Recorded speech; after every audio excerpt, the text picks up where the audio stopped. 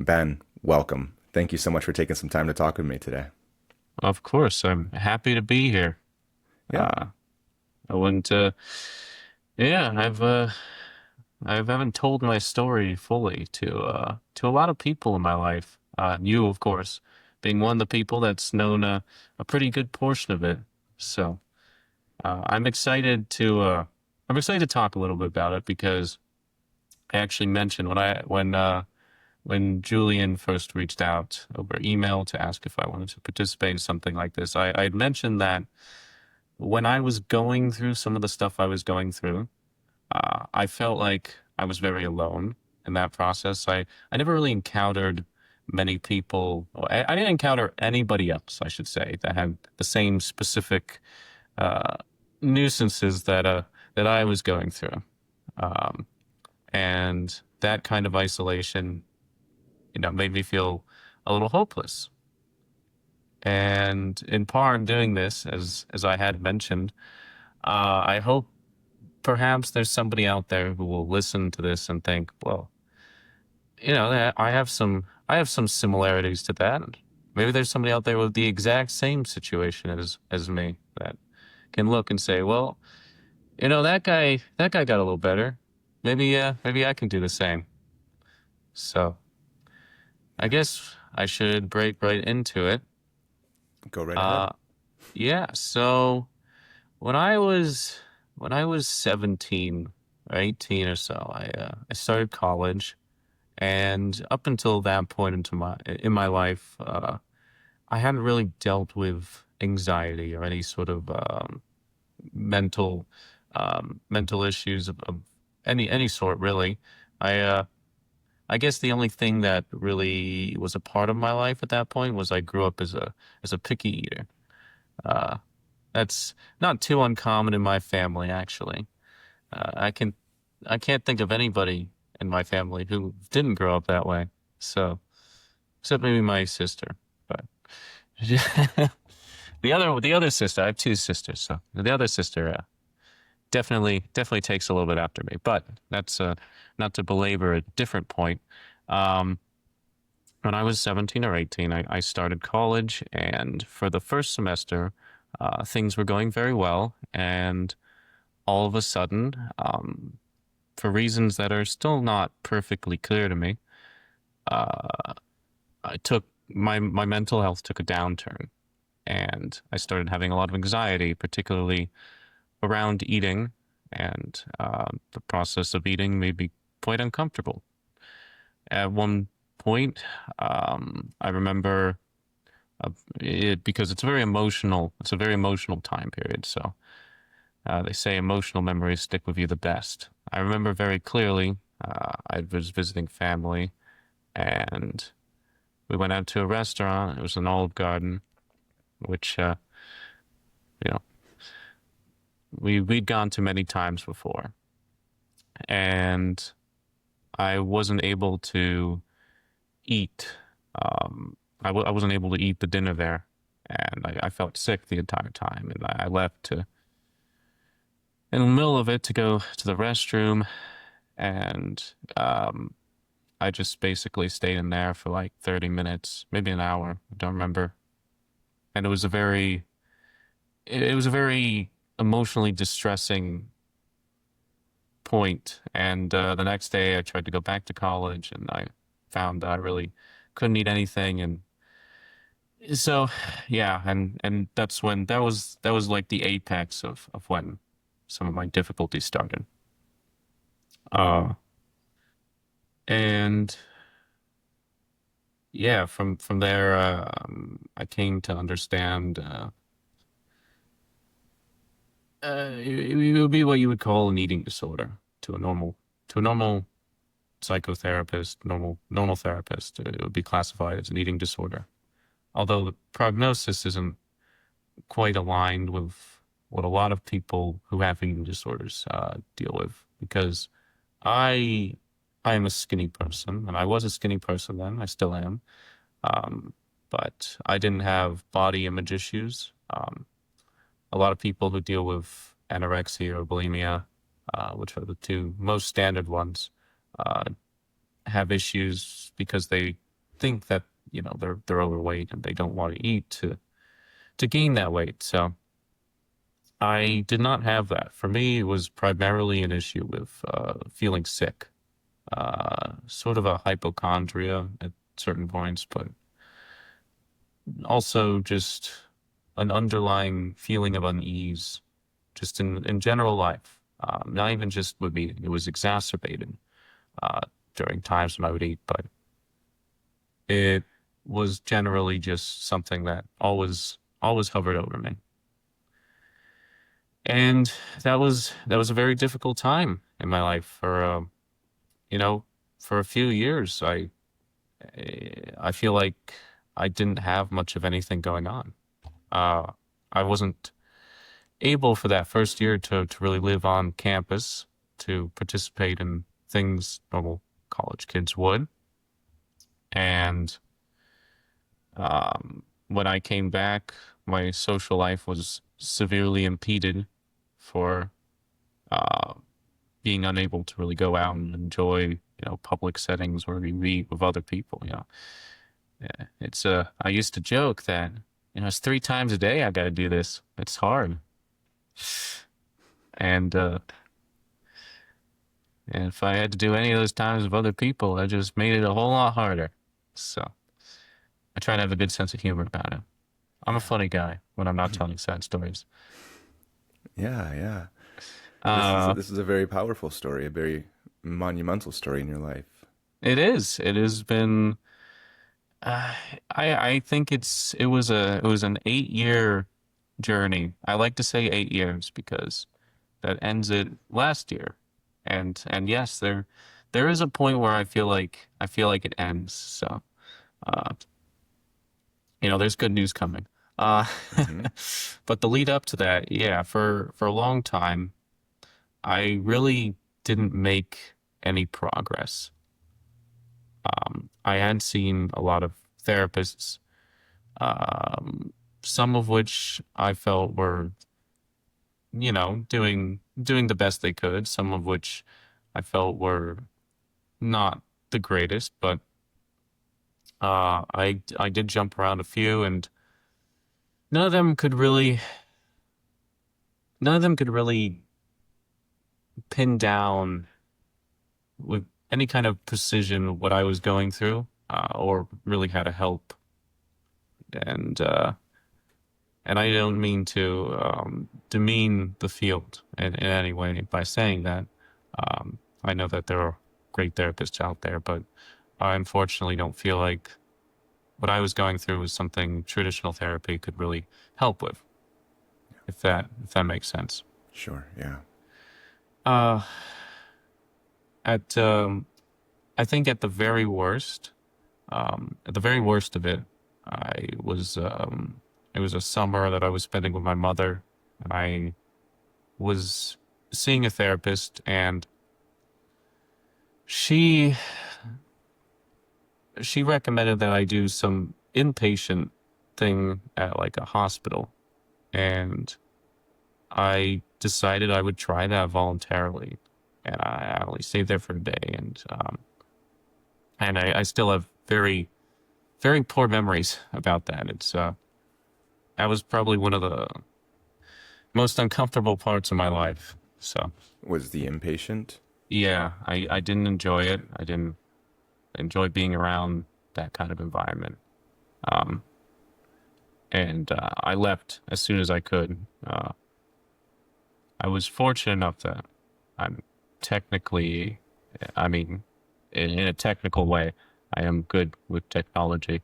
Uh, and I had an Apple Watch or one of those. I don't think it was an Apple Watch. It was one of those smartwatches, and Hmm.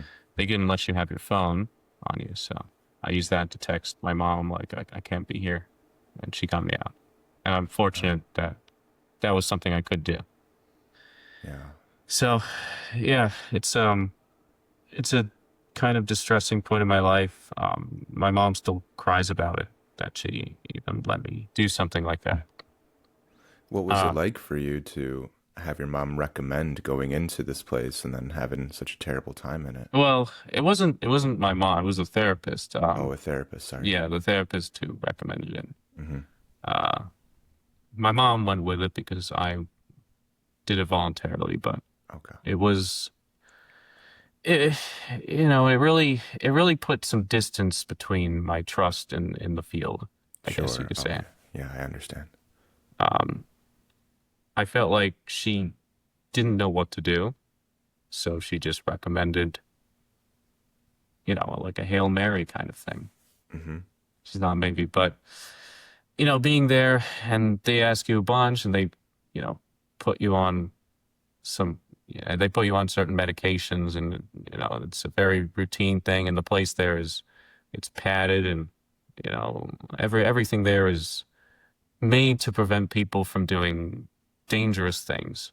You feel like you're in a very controlled and, and despite being there with other people who are in, similar conditions, you feel like you're very isolated. Yeah, it's a theme that keeps coming around, isn't it? Hmm. Yeah. So I don't think it I don't think it was a good thing for me to do that, but in Mm. some ways, it gives me a little perspective. Yeah. Um, so that was probably the climax of the story. If we have a story here, we've got the initial, the impetus for everything, and then we have the climax, and then Yeah. from there, I started really pursuing uh, choices I could make to try to conquer it, to try to move past this issue. And Mm-hmm. I did use that term conquer a lot at that point, Yeah. which, you know, is a debatably useful word because as I'm sure we'll discuss it implies some framing of the issue. But after that fact, I decided that I was going to try my best. I went back to college and for a little while, I think I did get a little better. I had a little bit of a social life, but it was still it was still very difficult for me to act and uh participate in a lot of things because of that. And of course, there was the underlying anxiety that I had just living through life like that. So underlying anxiety and then the eating Yeah, part. it, Yeah. it exacerbated it. And that underlying anxiety, some of it's because, whenever I'm doing anything, I have to think, well, I'm going to eat at some point today. Mm-hmm. And, did I eat enough? Am I going to eat enough? Did I eat enough last night? Am I going to go to bed hungry? Am I going to go to bed feeling too full? If I feel too full, am I going to feel sick? And if I feel sick, it's just it's a constant pressure, a constant thought that goes through Yeah. your mind. Always Uh, there. and yeah, it impacts every part of your life. Mm-hmm. So I think what really pushed me to meet you was a little while after that. I had graduated and started a job, and I fell into what would be considered an adequate routine. I could live my life. I worked remotely, and I had friends who, I would visit semi frequently, and I would talk to them regularly. And I didn't have to really, I could work within the boundaries that were set for me, that this affliction had set for me, and um, and so that's what I did for a while, and then of course, you can't live the same way forever. Things change, and I had to go to a different country. There was a wedding happening. Distant family was getting married over in England, and um, I thought I would try it. You know, um, and I had a very difficult time uh, to say the least.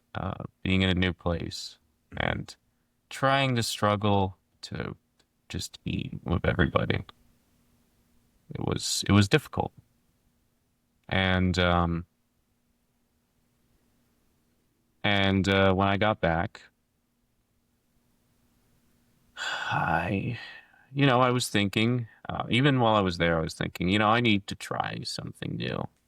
Hmm. And I also remember, and I know this is, it's a little funnier, but I feel like I should mention it. There was another thing that really pushed me to try it because I had started trying to date again. So I went out with this girl and I was like, yeah, how am I gonna ever go out to dinner with her? And Yeah. so it didn't work out in the end, but nonetheless.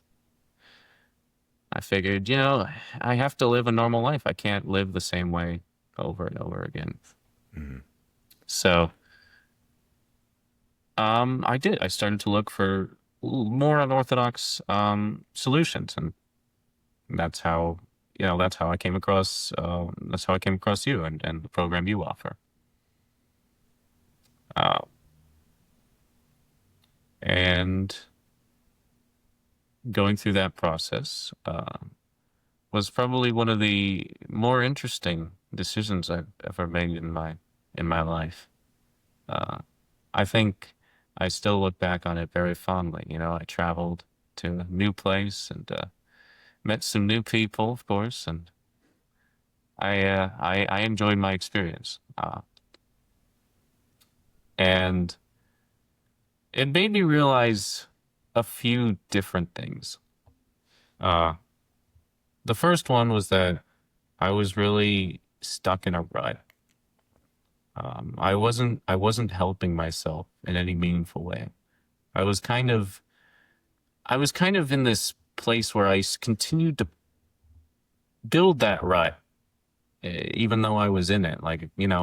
I think of a trench and I'm in one part of the trench and I'm in the trench and I'm digging that trench further, but I'm never really stepping outside that trench.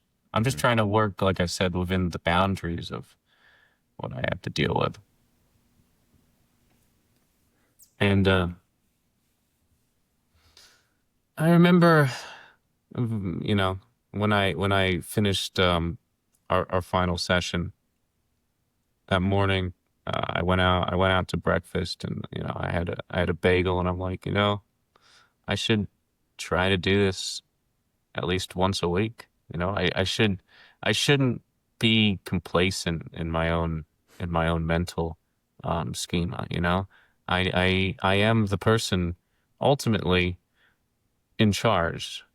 There's two people in me. There's one that has to be a guide for the other. There's an ego and a super ego. I have to try to manage. I have to manage myself as a human, as a person. I have to be somebody. I have to try to move in a direction I want to be. You know, It sounds very so different from being stuck. it is. Yeah, I didn't want to be in a rut. I don't like being in a rut. Hmm. Another thing it made me realize was that what I needed was change, and but like not in the sense that, oh, I need to get out of the rut, as I mentioned before, but like I'm somebody who responds evidently in a fairly positive way to big change. Gradual steps don't work well with me, um, which is why I think joining you was, I would say that a drastic thing to do. Hmm. Not in a negative way, but just, it's something new. It's something very sudden, and you can't really control for it. Catharsis is a good way to describe it, and I've only come to really understand that recently, actually. Hmm. Uh, I think there were a lot of emotions that were inside me that were not being well explored, well released, or really given any thought whatsoever.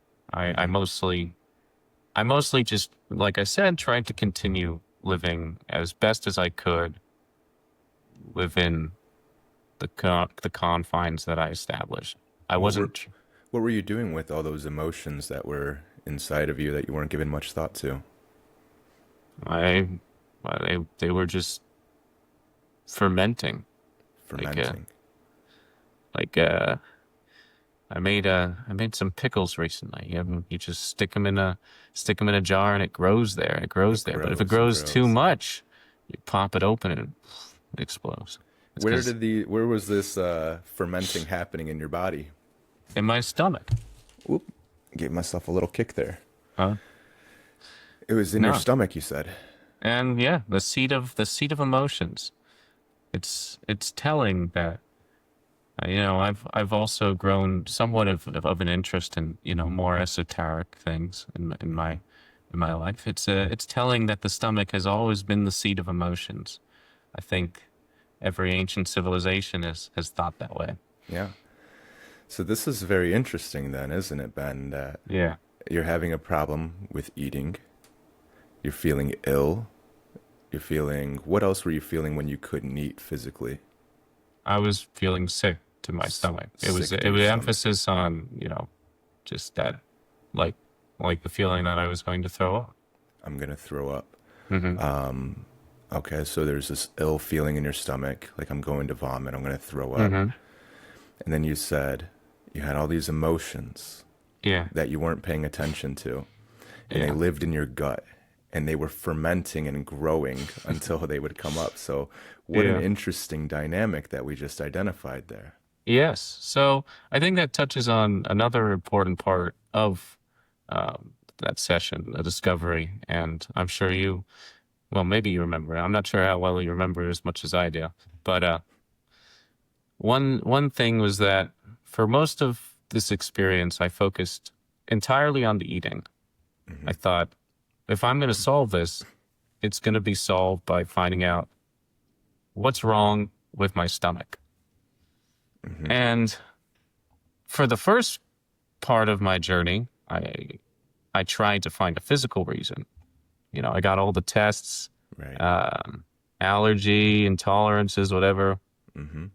There was nothing wrong here as far as any doctor could tell. Hmm.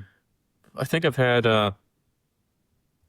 two endoscopies, different times, but yeah. So I've actually all evidence points to the fact that I actually have a very healthy stomach. Hmm. I'm physically quite healthy, which Physically, is yeah. which is interesting because definitely didn't feel that way. Right. Yeah, it's interesting, isn't it? Materially, they're saying everything's good, but you're saying, "Nah, I'm having a very different No, experience." and I mean, that's originally why I had to end up trying therapy because they're like, well, if nothing's physically wrong with you, there's only one other place to look. So yeah, I focused so much on trying to find a solution to that or oriented around eating. Like, okay, if I'm going to solve this, it's going to be by going out to a restaurant and forcing myself to just Hmm. to eat and be that way. Forcing myself. Forcing myself, yes. Yeah. And what that made me realize is that's really not the solution. Forcing myself has never actually worked. It's never been helpful. Yeah. Uh, I tried to do it at various points, and definitely, my family encouraged that. Not out of, maliciousness, but just because that's the standard protocol for Right. people who deal with phobias or whatever. And that's Hmm. what it was. That's what it appeared to be in a very, I guess, surface level way. Right. Um, and it didn't work, obviously. And I came to realize that it's really not about the eating. There's nothing wrong with food. There's nothing wrong about my stomach or and that's why you go back to those diagnoses that people would try to levy against me, things like this is an eating disorder, but it was never about the eating. I actually really like food, all things considered. Hmm. I Even when I was a picky eater growing up, there's a standard kind of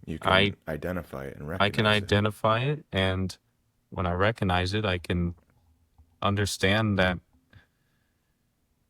I made a lot of progress.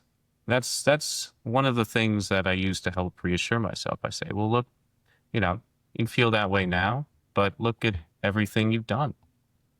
It's Reassure not, myself. yeah, it's not simply you're not you may be feeling bad now, but you won't be in an hour or 2 hours or a day or whatever.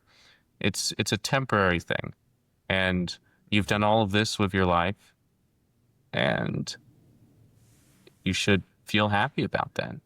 You do feel happy about that. Wow. And if you don't feel happy about it now, you will. That's very different. Mm-hmm. Reassuring, encouraging, very different from Mm-hmm. forcing, being harsh, critical, judging. Did I eat enough? Am I going to Mm-hmm. be hungry? Did I eat too much? I need to force myself to eat. Very, very different relationship. Yeah. And yeah, like I said, you know, maybe I don't eat as much as the average person, although I definitely snack a lot these days. Uh, and, it's okay. If I'm not hungry at a given moment, I will be. If I didn't eat enough for breakfast, I'll eat more for lunch. I don't feel like one of the things with eating is that it's a very social, not it's not just a social activity, but it's one of those things that you feel like you have to do. You feel like it's an obligation. And obviously, if you don't eat, yeah, you get sick. Sure. So you are obliged to do it, but it's you get into your mind, or at least I get into my mind, that's such a strict regimen. You have to eat now, you have to eat this here, but maybe it doesn't need to be that way, Strict. The word you that's know? coming to my mind when you're telling me all these things is harsh. Yeah. And Yeah. being very harsh to myself. Yeah. And now it seems like you're being a lot more gentle to yourself. It's it's definitely it's a new thing. So, of course, my journey didn't end actually at the time we met or immediately after. Mm-hmm. There was still work to be done. Of course. Nothing is ever final. I went in, of course, with a lot of misconceptions and preconceived beliefs about what the experience might be like, including the idea that, well, after that, it's all or nothing. It's over. And you realize, of course, that that's not the way the world works. There's nothing, there's nothing magical about really anything that you can do. You can't do something in a day. Yeah. Yeah, say what's the expression? Rome wasn't built in a day, right? Mm-hmm.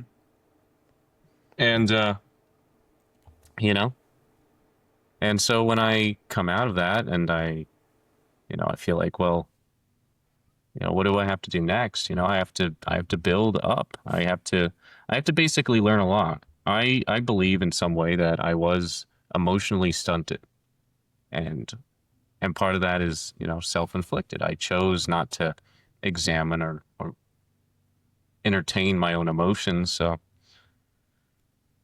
what happens is that, you lose, say, a few years or so of emotional growth. So, emotionally stunted, Mm-hmm. emotional growth, Mm-hmm. and an inability to eat Mm-hmm. and being skinny and not growing the way that you want. Again, here's a very interesting connection between the two, isn't there? Well, there's a deep connection between the physical and metaphysical and in every respect of life. Yeah. Nothing is independent of its meaning, semantically or semiotically. So, what's your relationship with your emotions like these days? You're saying that you can recognize, you can identify them, you're a lot more gentle with them. What do you do with them? What's your process and practice like? Well, I think I'm gentle with myself, but Emotions for me are they're strong. I think that they need to be pronounced in a strong way. I I'm not confrontational, but when I am in, when I'm happy, I'm very vocal. I'm not yelling, but I'm excited about things. I talk fast and I talk high pitched and whatever, but I'm not as monotonous as I used to be. There's a little difference in the timbre of my voice, I think. But it's not just that, of course. It's also the way you present yourself. I respond more emotionally. People do notice that. People will say, "Well, you're like I guess the word is it like a difference between extroversion and introversion.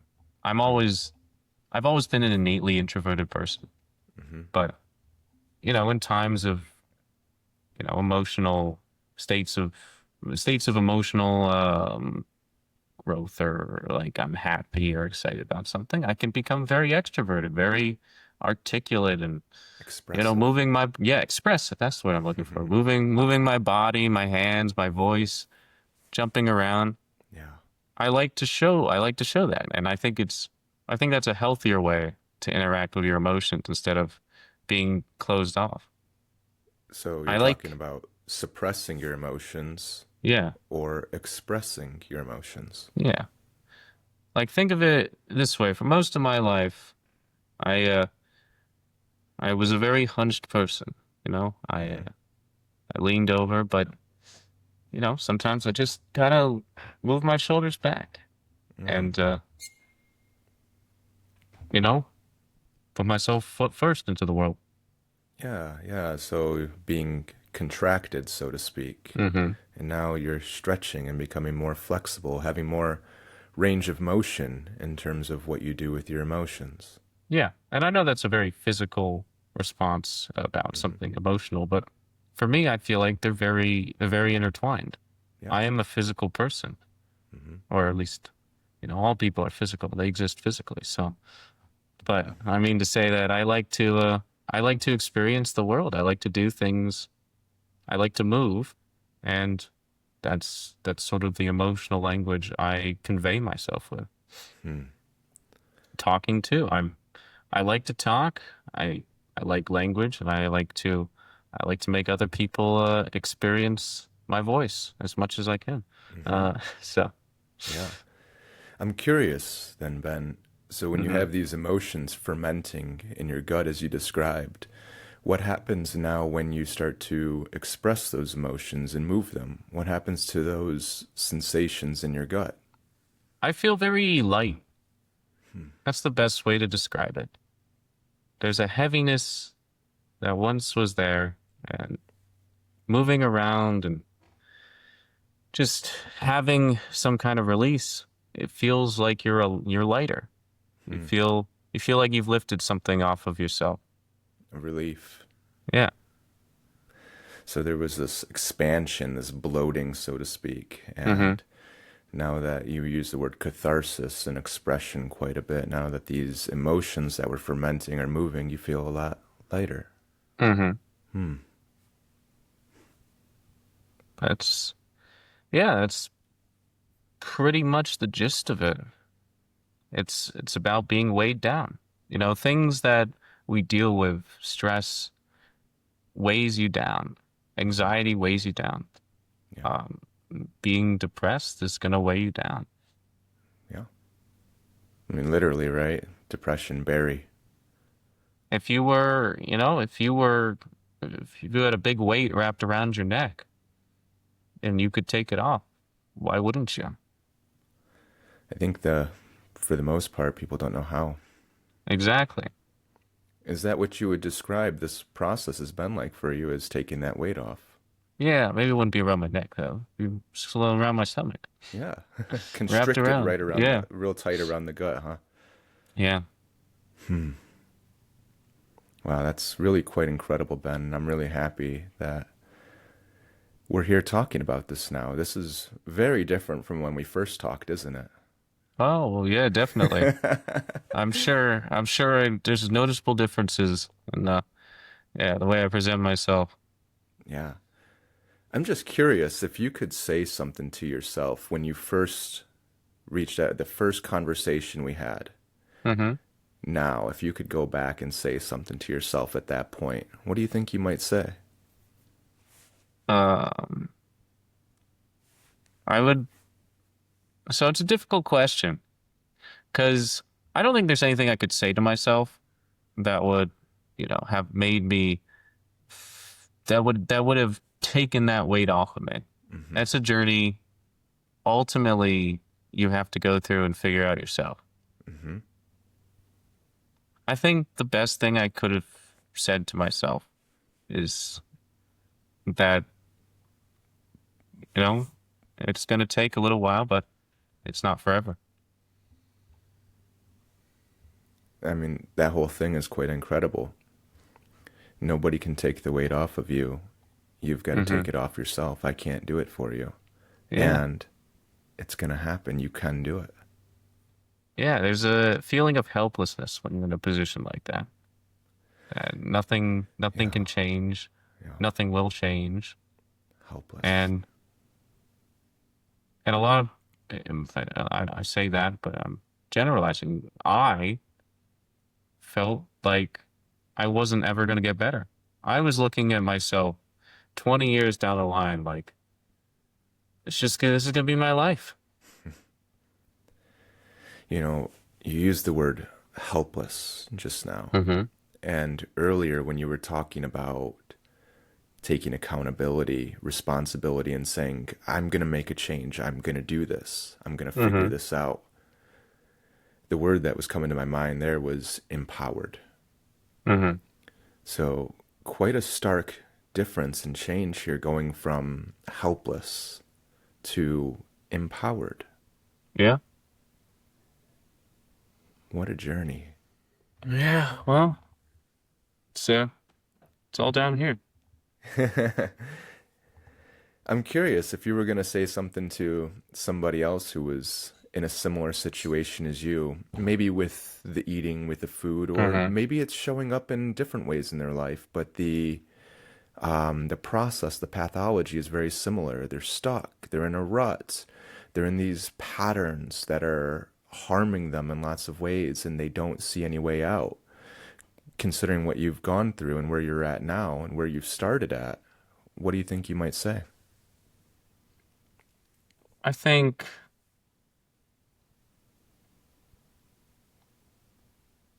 I think I would say I think I would advise them to consider consider that first what they're feeling may not really like the explicit surface level feeling that they're going through may not really be the reason for what they're going through. If they have anxiety about something like, if they've got a phobia of snakes, maybe it's not really snakes that they're afraid of, I don't know, I couldn't think of any phobias now off the top of my head. But eating, maybe it's not eating. Yeah. And my second thing would be that they need to find a way to have like an emotional experience and not people when people use the term emotional it has connotations of like extreme duress or sadness. You hear that whenever somebody's like, oh, there's an emotional scene in this movie, it's somebody crying or of somebody passed away or something.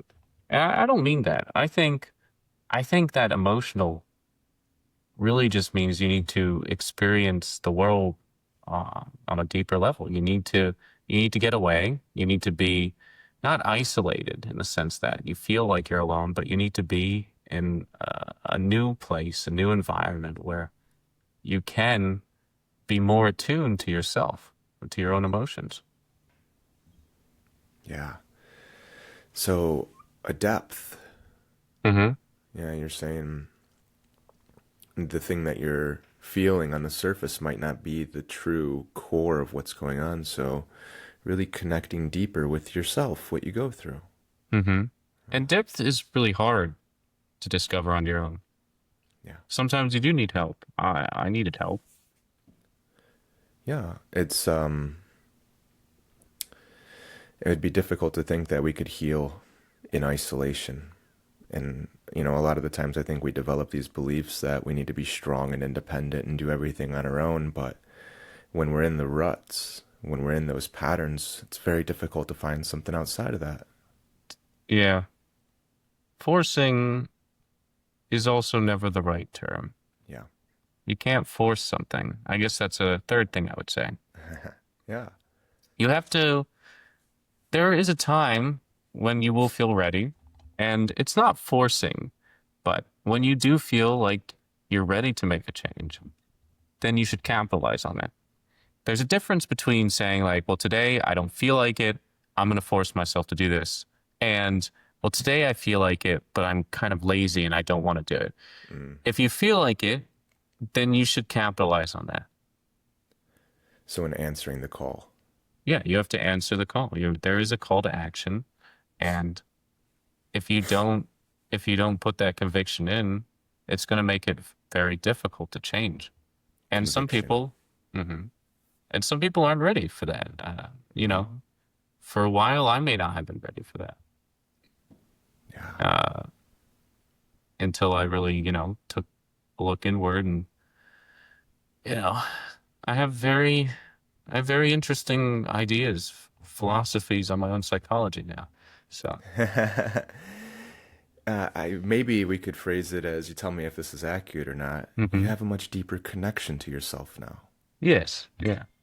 Yeah. I've always been an analytical person, so that's why I frame it as like a psychological understanding.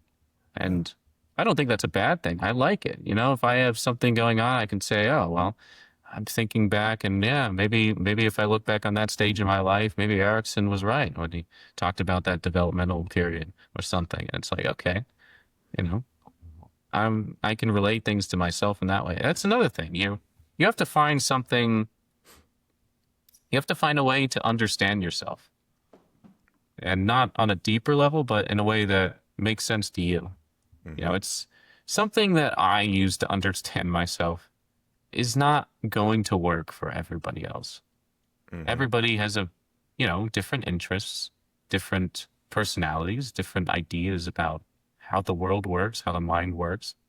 And it's when I talk about things like I say, oh, I need emotional catharsis, I feel like I need to expand, I feel like there was an emotional stunt in my life, and I need to bridge that gap by going through these developmental stages in life. Or, I say that maybe there's some emotional baggage. It's located in my stomach that was fermenting there. These are all terms that are very personal. They're very much what I use. They're egocentric. The ones that I use to describe. I even use the term ego and superego. And I know we didn't even use that term when we first discussed. But these are terms that I like because I have an interest in psychoanalysis and that part of myself. Yeah. And that's what I relate it to. Mm-hmm. I think somebody else might find a different way to speak to themselves. Right. Like, for example, somebody who might be interested in, a religion or something, they might look at it like the soul. Mm-hmm. I wouldn't necessarily use that term, but it might help somebody else. Yeah. So you have to find some way to really understand yourself terminology wise. I'm obviously a language person, so Mm-hmm. that's that maybe that's also part of why I think that's important. Yeah. And doing it with other people Yeah. can be very important.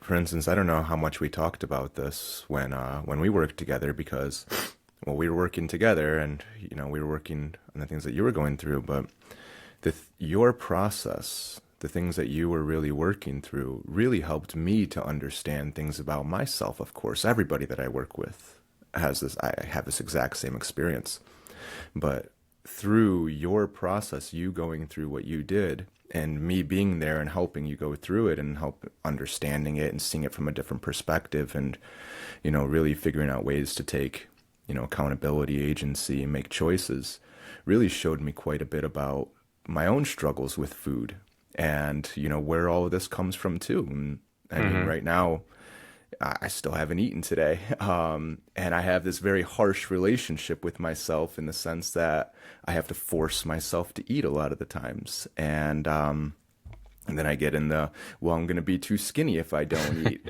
or if I ate too much because I haven't eaten in 2 days, and then I, stuffed my face with with this wonderful meal that I really enjoy, then, oh, I'm bloated and I've gotten my stomach's Hmm. too full and now I feel sick. And yeah, it really showed me quite a bit about my relationship with food and my relationship with myself. And, this past couple weeks, for instance, I've really been working on when I'm being very harsh to myself and when I'm judging and evaluating and critiquing and then punishing myself for my relationship with food.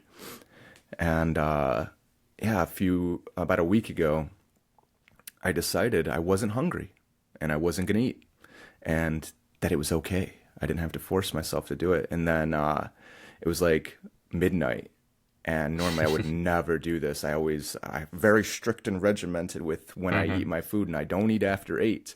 But it was midnight, and I was hungry, and I was like, you know what? I'm gonna go in the kitchen, and I'm gonna make myself something to eat, and I did it.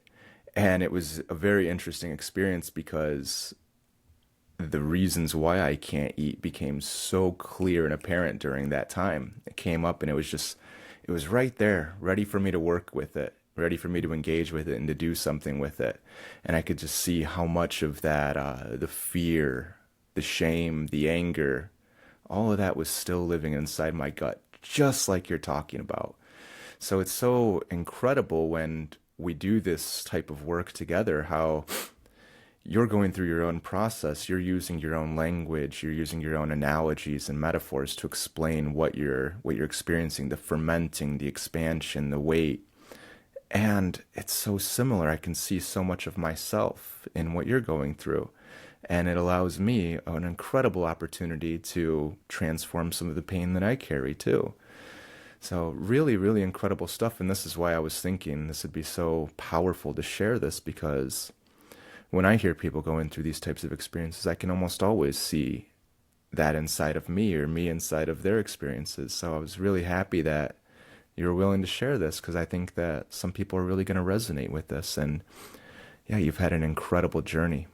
Fantastic. And like I said, you're at a completely different place now. I can see it in so many ways, just the way you talk about it and the experiences that you're having than what you had then. So what a powerful journey. What an incredible process. And I'm so happy that you did it. It helps me out tremendously. And I'm sure it's going to help a lot of other people as well. I I hope so, and I'm thankful that I could be some support to you and those struggles. It does sound a lot like what I thought, what I went through. Yeah. Yeah, very similar. When you were talking in the beginning about your weight and your body size, I was again seeing a lot of myself in it because, I mean, right now I'm probably at like my heaviest weight that I've ever been at, but, I look at my legs in pictures and I'm just like, oh my goodness. That's the same thing with me. I Oh, It's always the legs because they look the skinniest, don't they? yeah, I just see every bone and every joint. There's a picture of me from when I was really starting to get sick, and I was at a very low weight. It wasn't the Hmm. lowest that I've ever been at, but I was probably like 20 pounds less than where I'm at now, which is significant when I weigh Yeah, yeah. 150 pounds. And I went down at probably another 15 pounds from there. But I was looking at that picture and I could just see it in my face and in my shoulders and my legs, of course. And I was like, wow, I was really, really struggling there. And yeah, it was hard to even identify what the struggle and what the difficulty was. Yeah. I actually have a funny story about pictures. I have, of course, pictures when I was at my worst, and I was very skinny at that point. I was under 100 pounds, just barely under, but still, that's very skinny for someone About how of tall are you two? 5'11". Yeah. So it's very, very low. Oh yeah. Uh, and yeah, you see pictures of that, and it's kind of frightening. Hmm. Um, but at one point, I don't know, I was visiting my mom or something, and she took a picture of me. I was laying on the couch, and I was just kind of sprawled out, and you know, she likes to take pictures and then send it to me. And I took a look at the picture, and I couldn't help but think, wow, my arms are getting fat. Say that again? My arms are getting fat. When was this? It was not too long ago, maybe like a year or two, Hmm. quite recently. Yeah. And I say that jokingly. I know I'm still not fat, but Hmm. still, there's a significant visual difference. Yeah. And not only that, the face is such a big thing too. Your cheeks will fill out. Hmm. I look a lot more rounded than I did back then now. Yeah. And people do notice that. People say that. Uh, Hmm. I was at Thanksgiving a little while ago, and it's funny because this is such an interesting thing. It's not even about the gaining the weight because we're talking about very minute differences at this point. Not back then. That was a very big difference. But uh, somebody mentioned like how good I looked. Some unprompted. It was my stepfather's father who was at Thanksgiving dinner, and he's like, well, he looks good. He used to look emaciated. That was the word. Uh, Mm. and that's a good feeling to know that I don't look that way, first of all, but also I look a lot better. I look good now. Yeah. Yeah, and there's this other side to it too, isn't there? It's inside Hmm. of me for sure. My Hmm. arms are getting fat. There's still this judgment or this evaluation Well, or I say that a little criticism. jokingly. Uh-huh. I know deep down there's still not there's pretty much no fat there, but yeah, I mean, I shouldn't use language like that when I describe myself. It's not the most productive thing. Yeah. But for hyperbolic comedic effect, Sure, you'll have sure. to forgive me. No, I mean, I know that that's inside of me too. Like, when I was, I'm a little, probably about the same height as you, just under 5'11", and I got down to about 115 pounds. So, I mean, not terribly different, but also, close Yeah, to. And, now I'm probably around between 145, 150 pounds. And, there's times where I look at myself around the midsection. I'm like, oh, shoot. yeah, yeah, Oh, here we go. And then you got the small legs underneath that. And it's like, oh, goodness, and there's that harshness that's there. That's I have to force myself. It's just another yeah, version of it. And yeah, the constant practice for me is to identify that and to try to be very kind to that part of myself, and try and yeah. comfort and to welcome that guy. We all want to look a certain way, right? Yeah. And few of us actually look the way we want to look. In fact, I would say nobody. There's nobody on Earth who doesn't have some physical thing they would change about themselves.